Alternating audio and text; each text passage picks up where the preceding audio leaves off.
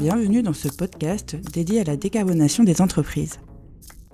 Si vous êtes commerçant ou que vous vendez des produits alimentaires, cet épisode est fait pour vous.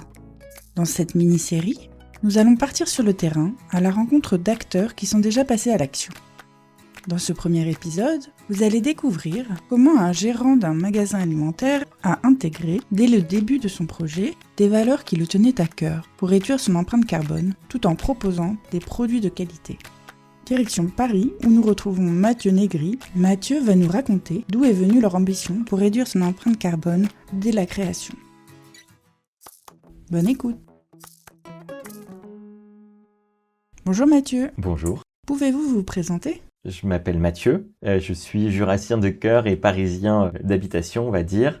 Quelles sont les motivations qui vous ont poussé à créer cette structure pour réduire son empreinte carbone et comment cela s'est-il passé ? Un jour, mon associée, Alice, qui était à la fac avec moi, que je connais depuis de longues dates, m'a dit « Est-ce que tu voudrais pas monter un Biocop ?» Et là, en fait, ça a rassemblé vraiment mes deux désirs qui étaient l'entrepreneuriat et allier vraiment mes convictions, mes valeurs. De base, un magasin Biocop fait attention à tout ça, aux émissions de CO2, parce qu'il nous présente des fournisseurs, des équipementiers qui rentrent déjà dans ces valeurs-là. Et donc, je me suis dit, en fait, go, j'y avais pas pensé, mais je pense que c'est parfait. Et du coup, on s'est lancé dans l'aventure pour monter ce magasin. Donc effectivement, dès la conception, on s'est posé les questions de comment réduire notre empreinte carbone.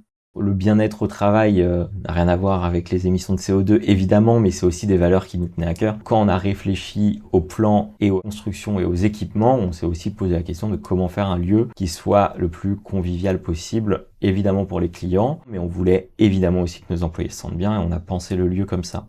Ensuite, il faut trouver le local. Et ça, c'est pareil, c'est anticiper le fait qu'il y ait un besoin client. Une fois qu'on a trouvé le local, il faut signer le bail. Là, on était en 2020, on allait signer le bail et il y a eu le Covid. Donc, on a perdu quasiment 6 mois dans la signature du bail. Le bail signé, il faut mandater un architecte et faire tous les travaux, tous les équipements pour arriver à faire le magasin qu'on a actuellement. Biocop dans tout ça nous accompagne parce qu'ils ont l'habitude, mais on reste un magasin indépendant, c'est notre société, c'est Alice et moi qui avons fait des emprunts, qui avons apporté de l'argent. Donc c'est in fine nos décisions du moment qu'on respecte le cahier des charges et les chartes, on va dire, de Biocop.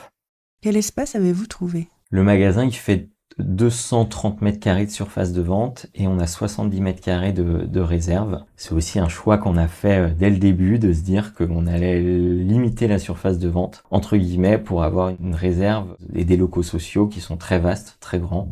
Il y a une grande cuisine, une grande mezzanine pour que nos salariés puissent vraiment se poser le midi, cuisiner avec tous nos invendus. Mais voilà, on a fait le choix d'avoir cette vaste réserve de 70 mètres carrés quitte à réduire un peu la surface de vente. Avec quels a priori partiez-vous ? Il y a eu des freins après, plutôt dans la mise en place. Mais moi, j'avais pas d'a priori. Je me suis dit, on va faire le truc parfait. Au final, on a pu être confronté à des freins par la suite. Mais au départ, non, pas d'a priori. Ma crainte était peut-être juste de me dire, est-ce que l'architecte, les artisans avec qui on travaillait vont être OK pour qu'on applique tout ce qu'on voulait appliquer, notamment sur les émissions de CO2, les matériaux qu'on utilise. Avez-vous eu des aides pour lancer votre commerce ? On a eu des aides par la suite, puisque l'Île-de-France avait mis en place pas mal de subventions et on pouvait aller les chercher dans les 12 ou 24 mois après la dépense effective.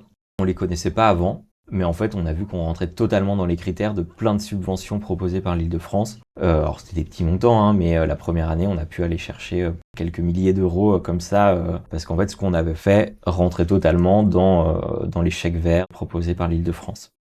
Merci Mathieu.